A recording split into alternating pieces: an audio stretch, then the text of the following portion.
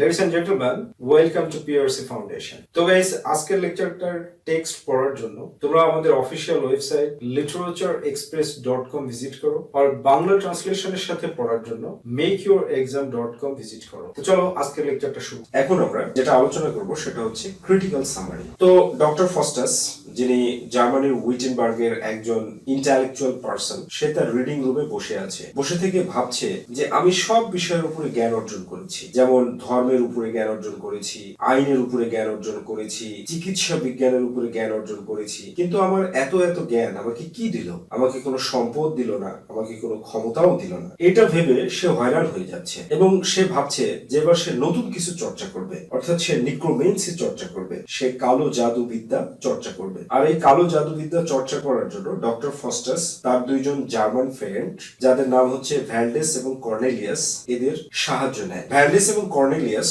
Doctor ফস্টাসকে কালো বিদ্যা, কালো ব্ল্যাক ম্যাজিক শেখানোর জন্য বই পুস্তক দেয় এবং তাকে সাহায্য করে কিভাবে শয়তানের যে সার্ভেন্ট মেফিস্টোফেলিস তাকে হাজির করা যায়। ডক্টর ফস্টাস বই পুস্তক পড়ার মাধ্যমে খুব সহজেই মেফিস্টোফেলিসকে কিন্তু হাজির করে ফেলে। আর মেফিস্টোফেলিসকে হাজির করে ফেলে ডক্টর ফস্টাস মেফিস্টোফেলিসকে আদেশ দেয় যে তুমি আমার সার্ভেন্ট হয়ে যাও এবং আমাকে সবচাইতে ধনী এবং সম্পদশালী বানাও। তো মেফিস্টোফেলিস এই কথা শুনে ডক্টর ফস্টাসকে উত্তর দেয় যে আমি তো আপনার সার্ভেন্ট হতে পারবো না, কারণ আমার মনিব হচ্ছে লুসিফার, শয়তান। আমি তার অনুমতি ছাড়া কখনোই কারো সার্ভেন্ট হতে পারি না। তারপরে ডক্টর ফস্টাস মেফিস্টোফেলিসকে বলে, ঠিক আছে, তাহলে তুমি তোমার মনিব লুসিফারের কাছ থেকে আদেশ নিয়ে আসো যে তুমি আমার সার্ভেন্ট হবে কিনা। মেফিস্টোফেলিস সিন থেকে অদৃশ্য হয়ে যায়। এই অবস্থায় ডক্টর ফস্টাসের যে reflection of heart, good angel এবং ব্যাড অ্যাঞ্জেল, এরা দুজন কিন্তু হাজির হয়। গুড অ্যাঞ্জেল ডক্টর ফস্টাসকে উপদেশ দিচ্ছে যে ডক্টর ফস্টাস, তুমি এটা কি করতে যাচ্ছ?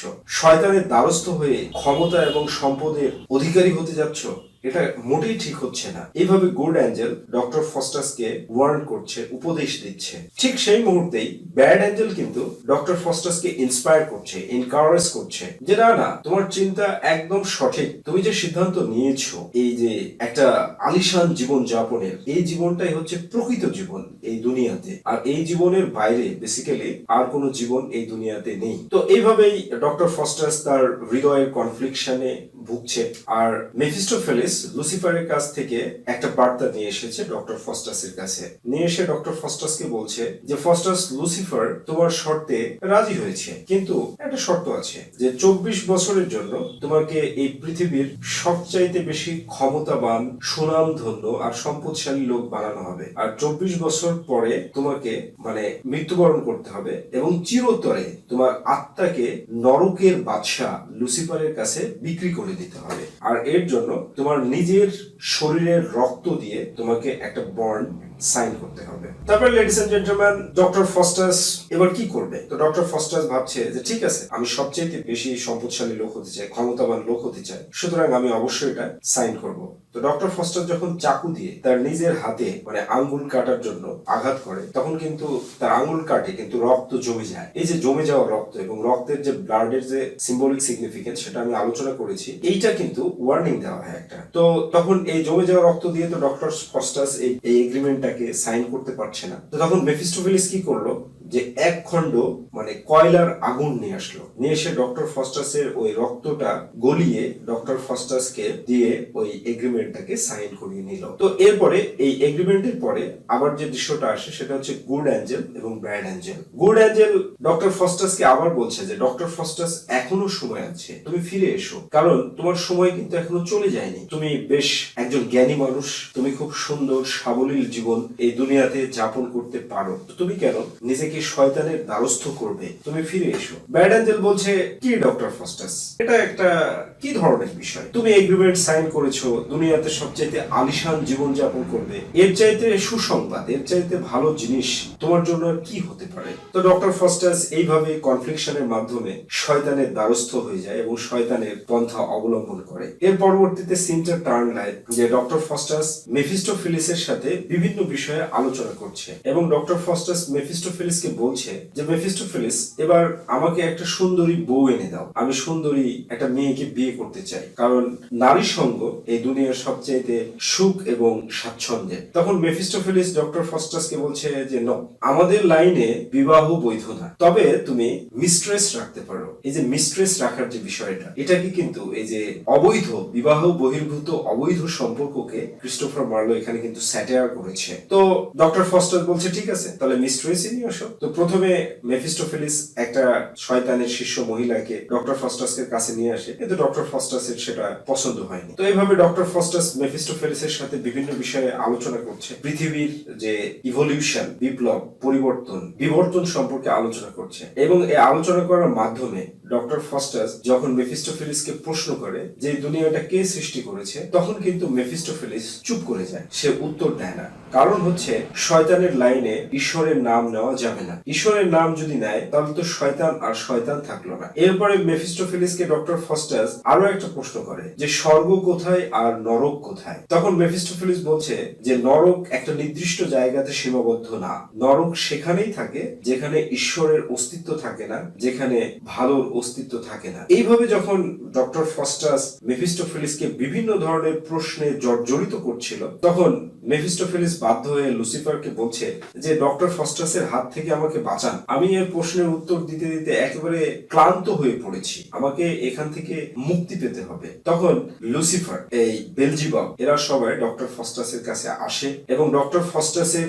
এই দ্বিধাদ্বন্দ্বিত হৃদয়কে প্রশান্তি দেওয়ার জন্য 7 ডেডলি সিনস পার্সনিফাই করে দেখায়, যেটাকে বলতে পারা হচ্ছে রঙ্গমঞ্চ তৈরি করে ডক্টর ফস্টাসকে দেখানো হয়। তো 7 ডেডলি সিনের জন্য আমি একটা সেন্টেন্স বলেছি, LGSPC we have L stands for liquor, G stands for gluttony, S stands for sloth, P stands for pride, C stands for covetousness, W stands for wrath, E stand for envy। এই সাতটাই হচ্ছে পৃথিবীর 7 deadly scenes. তো এটা দেখে doctor Faustus বেশ এবার শান্ত হয়ে গেল, কারণ পৃথিবীতে যে আনন্দ, উপভোগ, জলসা, সেই জিনিসটাকে শয়তান দেখাতে সক্ষম হলো। তো এরপরে ডক্টর ফস্টাস ইচ্ছা পোষণ করলো, মেফিস্টোফেলিসকে বলল যে আমি পুরো দুনিয়াটা ভ্রমণ করতে চাই। তো মেফিস্টোফেলিস বলছে যে ঠিক আছে, আপনাকে আমি পুরো দুনিয়া ভ্রমণ করাবো। এবং মেফিস্টোফেলিস একটা ড্রাগন চালিত গাড়িতে করে ডক্টর ফস্টাসকে পুরো দুনিয়া ভ্রমণ করিয়ে রোমের একটা পাহাড়ে এসে দাঁড়ালো। এবং রোমের পাহাড়ে দাঁড়ানোর পরে ডক্টর ফস্টাসের কাছে মেফিস্টোফেলিস পৃথিবী সম্পর্কে যে বর্ণনাটা দিচ্ছে সমতল, এই বর্ণনাটাও যে সাইন্টিফিক্যালি সত্য নয়, সেই বিষয়টা কিন্তু পরবর্তীতে প্রমাণিত হয়। তাহলে ক্রিস্টোফার মার্লো কতটা গভীর নলেজ রাখতো। তো এই রোমে ডক্টর ফস্টাস ভাবলো যে রোমে যেহেতু আসলাম, তাহলে একটু গির্জা ভ্রমণ করে যায়। এবং একটা গির্জাতে গিয়ে তারা দেখছে যে ভোজনের আয়োজন চলছে। তো মেফিস্টোফেলিস আর ডক্টর ফস্টাস এখানে ভাবলো যে এবার তাহলে এক কাজ করি, এই পোপদেরকে একটু শায়েস্তা করি। এরা জীবনে বহু ধর্মের নাম দিয়ে ব্যবসা করছে আর ভালো মন্দ খেয়েছে, এবার এদেরকে শায়েস্তা করার সময় চলে এসেছে। ডক্টর ফস্টাস এবং মেফিস্টোফেলিস অদৃশ্য থেকে এই পোপদেরকে মানে বেধড়ক পিটায়, তাদেরকে বিভীষিকাময় অবস্থায় ফেলে দেয়। এটা একটা কমিক সিন নিয়ে আমরা লেকচারের শেষে আলোচনা করব। তো ডক্টর ফস্টাস এবং মেফিস্টোফেলিস এইভাবে রোমে এই চার্চে গির্জাতে একটা তাণ্ডব লীলা চালায়। এভাবে চালিয়ে ডক্টর ফস্টাস চলে যায় হচ্ছে আবার ব্যাক চলে যায় জার্মানিতে। তো জার্মানিতে যাওয়ার পরে যখন জার্মানিতে ফেরত যায়, তখন পুরো পৃথিবীতে ডক্টর ফস্টাসের সুনাম এটা একবারে বিস্তৃতভাবে ছড়িয়ে গিয়েছে। তো ডক্টর ফস্টাসের ডাক আসে হচ্ছে জার্মানির যে এম্পায়ার, তার নাম হচ্ছে চার্লস ফিফথ এর কাছ থেকে। তো চার্লস ফিফথ ডক্টর ফস্টাসকে ডাকে এবং ডক্টর ফস্টাসকে বলে যে ডক্টর ফস্টাস, তুমি আমাকে আমার পূর্বপুরুষ আলেকজান্ডার দ্য গ্রেট এবং তার ওয়াইফ, এদের দুইজনকে দেখাও এবং আমি তাদের সাথে কথা বলতে চাই। আমার খুব ইচ্ছা আমি তাদের সাথে কথা বলবো, আমি তাদেরকে দেখবো। তখন ডক্টর ফস্টাস মেফিস্টোফেলিসের সাহায্যে নিক্রোমেন্সির মাধ্যমে আলেকজান্ডার দ্য গ্রেট এবং তার ওয়াইফ, এদের দুইজনকে কিন্তু হাজির করতে সক্ষম হয়। আর চার্লস খুব খুশি হয়ে সে ডক্টর ফস্টাসকে আরো বেশি মানে তার যে সুনাম সেই সুনামটাকে ছড়িয়ে দেয়। তো এখানে গাইস একটা কমিক সিন আবার রয়েছে যে এই যে চার্লস ফাইভের যে কমান্ডার মানে সেনাপতি, এই ডক্টর ফস্টাসকে মক করেছিল যে এই লোকের মাধ্যমে কি দেখবে রাজা সম্রাট। তো ডক্টর ফস্টাস রাগ করে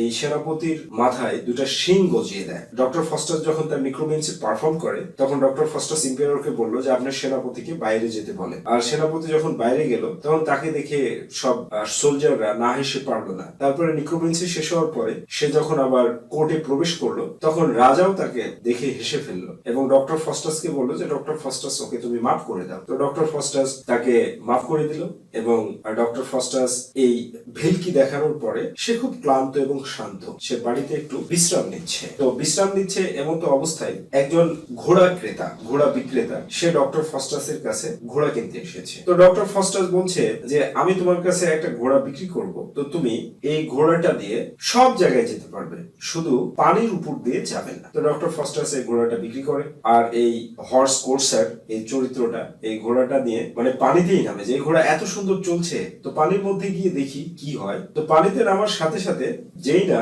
নদীর মাঝপথে গিয়েছে তখনই এই ঘোড়াটা খড়ের একটা পালাতে পরিণত হয়েছে, একটা পোয়াল পালা বলতে পারো তোমরা, এটাতে পরিণত হয়েছে এবং সে মানে একেবারে জানে বেঁচে গিয়েছে। তো সে রেগে মেগে ডক্টর ফস্টাসের কাছে ফেরত আসে যে ডক্টর ফস্টাস আমাকে চিট করেছে। তো ডক্টর ফস্টাস তার ঘরে বিশ্রাম নিচ্ছে, এমন তো অবস্থায় ডক্টর ফস্টাস যখন বিশ্রাম নিচ্ছে তখন এই হর্স কোর্সার এসে ডক্টর ফস্টাসকে ডাকছে। তখন ডক্টর ফস্টাস মানে ঘুমের ভান করে শুয়ে আছে। তো এরপরে এই হর্স কোর্সার ডক্টর ফস্টাসের পা ধরে একটা টান দেয়, তখন ডক্টর ফস্টাস তার নিক্রোমেন্সির মাধ্যমে দেখায় যে তার পাটা মানে ছিঁড়ে ফেলেছে। তখন এই হর্স কোর্সারকে বলছে ডক্টর ফস্টাস যে তুমি আমার পা ছিঁড়ে ফেললে, আমি তোমার নামে কেস করব। তখন তো এই বিপদে পড়ে গিয়েছে, বিপদে পড়ে বলছে যে স্যার আমার নামে কেস করবেন না, আমি আপনাকে মানে সরি। তো বলছে যে তুমি এক কাজ করো, তুমি যে টাকা দিয়ে ঘোড়া কিনেছিলে ওই সমপরিমাণ টাকা যদি আমাকে দাও তাহলে কিন্তু আমি তোমার নামে কেস করব না বা নালিশ করব না। তো হর্স কোর্সার নিজেকে বাঁচানোর জন্য তাকে কিন্তু সেই সমপরিমাণ টাকা, যে টাকা দিয়ে ঘোড়া কিনেছিল সেই টাকাটা দেয়। আমি এই অ্যামাউন্টটা বলছি না যেন তোমরা আবিষ্কার করে এই অ্যামাউন্টটা বের করতে পারো। তো এর পরবর্তীতে ডক্টর ফস্টাসের ডাক আসে ডিউক অফ ভ্যানহোল্ট। ভ্যানহোল্ট হচ্ছে জার্মানির একটা শহর, সেখানকার ডিউক ডাক দিয়েছে ডক্টর ফস্টাসকে এবং ডেকে ডক্টর ফস্টাসকে বলছে যে ডক্টর ফস্টাস আমার ডাসেসকে আনসিজনাল ফল খাও। আনসিজনাল ফল কেন? কারণ ডক্টর ফস্টাস যখন ডিউক অফ ভ্যানহোল্ডে যায় তখন ডিউক অফ ভ্যানহোল্ডে যে সময় সে নিক্রোমেন্সি চর্চা করার জন্য যায় সে সময় উইন্টার সিজন চলছিল, আর উইন্টার সিজন কিন্তু আঙ্গুরের কোনো সিজন না। তো ডক্টর ফস্টাস মেফিস্টোফেলিসের মাধ্যমে আবার আঙ্গুরের এক ঝুড়ি আঙ্গুর ডাসেসের হাতে দিল এবং ডাসেস এই আঙ্গুরটা যখন টেস্ট করে তখন সে বলে অরিজিনাল যে আঙ্গুর তার চাইতেও অনেক বেশি সুস্বাদু। তো এইভাবে ডক্টর ফস্টাস তার আরাম ও আয়েশের ক্ষমতাবান সুনামধন্য আলিশান জিন্দেগি যাপন করতে করতে কিভাবে 24টা বছর পার হয়ে গিয়েছে সে একেবারেই বুঝতে পারেনি।